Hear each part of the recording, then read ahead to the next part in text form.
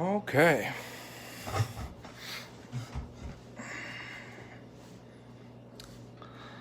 Let's get a little rundown of materials. I'm going to tie the nuclear green caddis using size 12 nymph hooks. Going with some smaller bead heads that'll go down to even size 14. I'm gonna rock with a little bit of black dubbing here. This has a little bit of some silver flake in it, but not much. Gonna go with the bright nuclear green D-ribbing. Stuff's amazing, works really well. This stuff's the more stretchy one than the stiffer one. Then we're also gonna go with some of the thin UV hardener at the end. It's gonna finish off the fly and also hold our knot. So let's get started here. Let's get our hook going. Hook and a bead head.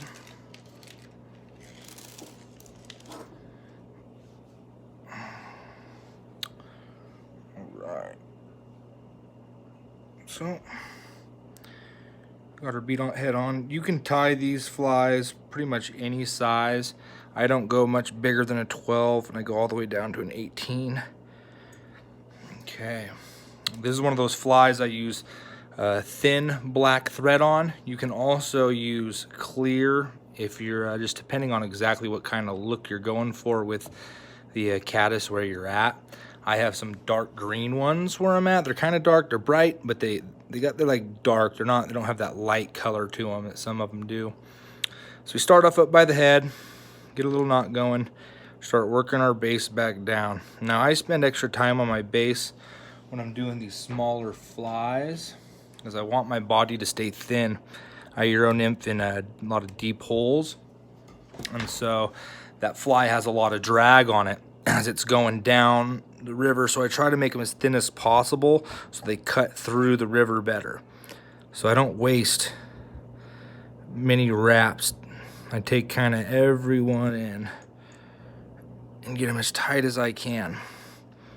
Now with this nymph, I'm gonna bring this, as you can see, way down the hook shank, so it gives that whole fly a round look. And then I'll even pick this up a little bit farther so I get down it some more. And then once I get to where I want to end it, right about there, I don't stay tight. I kind of do a space wrap in between each wrap as I get back up towards the head and I build it up. One other thing I'm going to use in this, which I don't know where I set it, but I'm going to use some scud backing as well, except for I don't know where I set it down at. Well, that's no bueno. Maybe.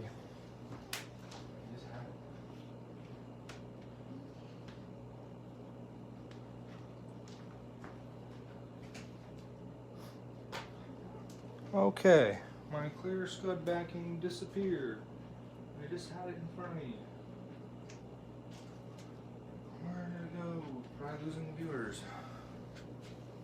Holy crap.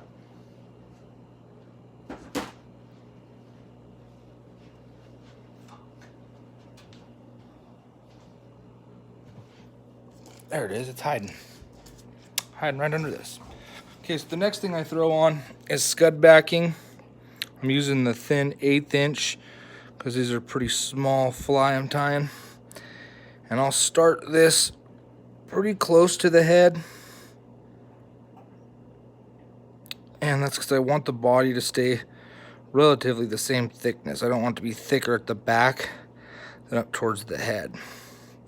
Now I'll get some good wraps on that thing up here, up towards the top to hold it. Then I'll stretch that thing out to thin it as I go back.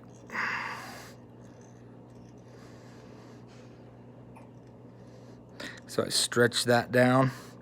And I don't go all the way to where I want the fly to end because I want it to be thinner down there. Then I go back up just like I did previously. use your handle or whatever you have on your vise to hold your scud backing back.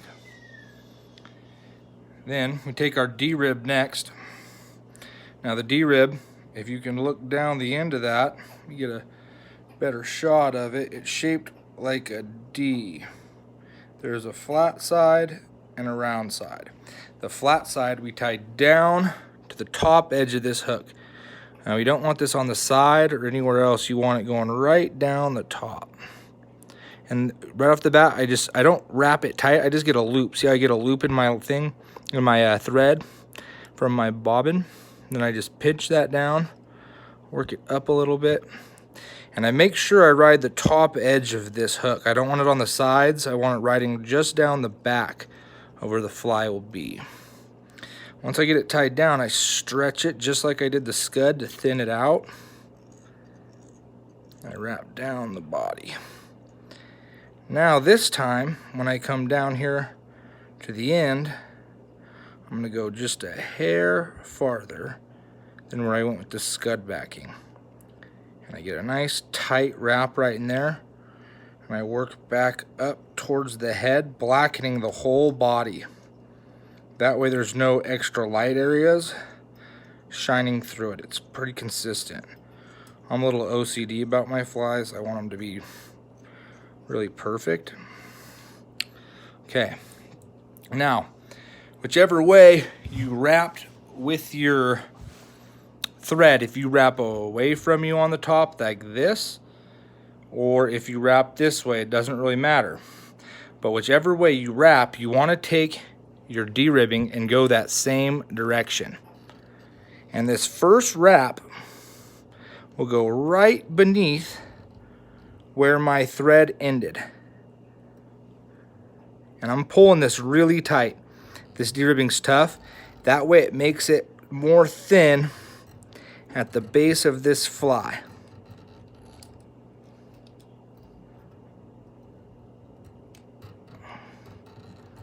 Then as I get about midway up the hook, I'll start releasing a little bit of tension. Still have tension on it and pull it, but not too much. Then as you start getting higher, start letting off more.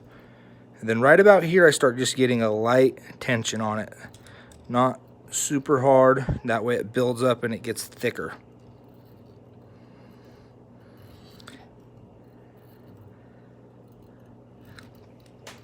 Then as I get about a bead head spacing away from the bead head back is where I like to tie off. I come back, pull this up tight, get a wrap on it.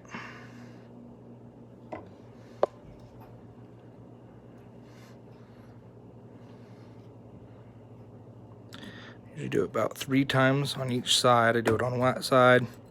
Do it a few times on this side. Go back to the other side. Start pulling it across a little bit. I know it's pinched down with more than just a 1/16 of an inch of thread spacing holding the D-rib down. Come back to the front. Then we snip off this D-rib right here. Then sometimes you'll have that little bit left over D-rib you'll see sticking up in there. It's kind of a pain. So wrap that down now and get yourself tied in here. Now you could leave that fly just like that if you didn't have any scud backing, and it'll do just fine. But I like to attach this scud backing first, and you'll see what that does to those ribs. When you pull it up over the face or the top of the back of this, as long as you got it straight, not all twisted like I do, it will pull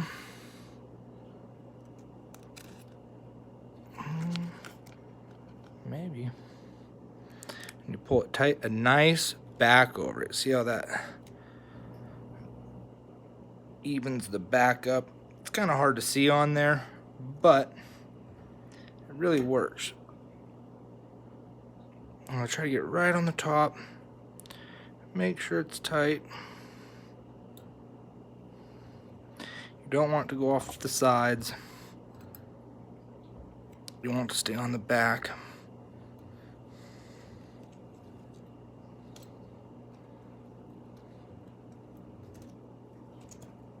Oh, slipping, just like that. Okay, getting out of hand. Okay.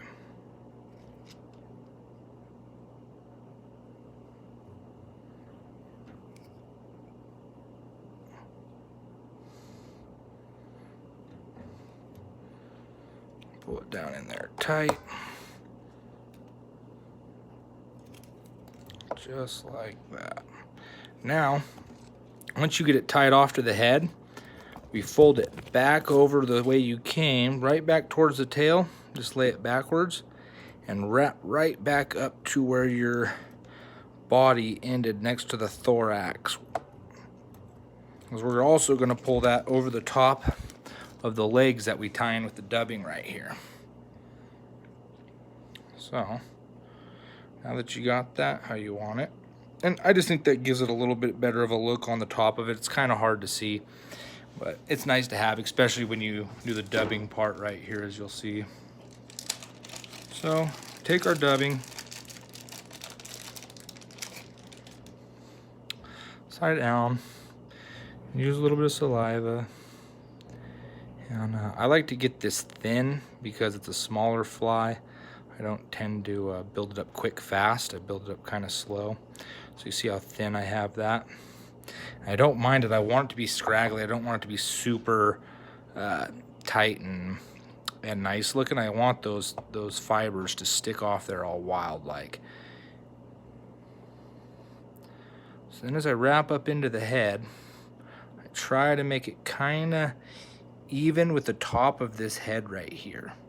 And you'll see why I do that here when I finish this fly off. And I like kind of where it's at right there. So I'll finish that with that much. So it's not a whole lot of dubbing you throw on there, but it's enough. Now with our leftover scud backing, what you'll see this does at the top of this when we tie it on, take a look at the difference between how that looks and how that looks. It really ties the fly together. So we'll take this, tie it right into behind the head of that bead and that fly.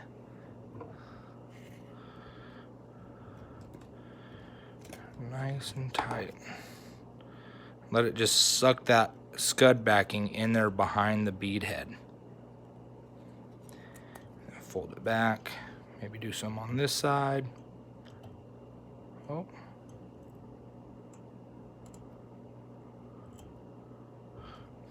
Okay. Now, different to the golden stone, I don't really like to leave anything on the back of this. So I just trim this off. I pull it, trim off really tight, make sure I still got it pinned down. Then I finish off like that. Now, to finish this fly, see now look what that does to the back. I'll zoom in. It makes it give it that smooth look, that bug hard back look, which is kind of nice. So then we'll come off. I don't have my whip finisher. I lost it a while back. Haven't bought another one. So I'll just do one quick knot. That way I don't get it too built up. That knot came off if you didn't see it.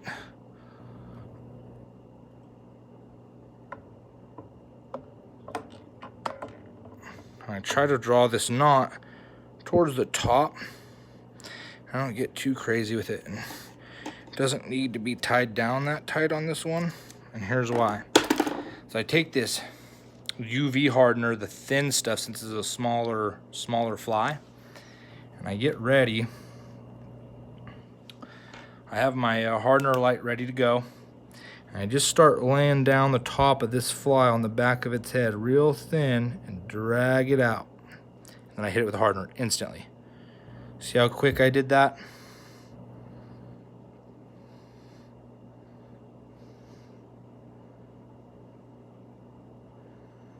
I want you to hit that for about 30 seconds, they say.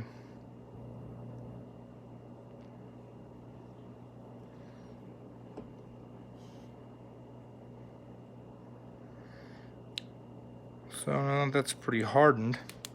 What that'll do, one is it'll tie down the knot to the fly, but it also gives it an even look over the back of it, and it allows just these fibers on the bottom to be popping out.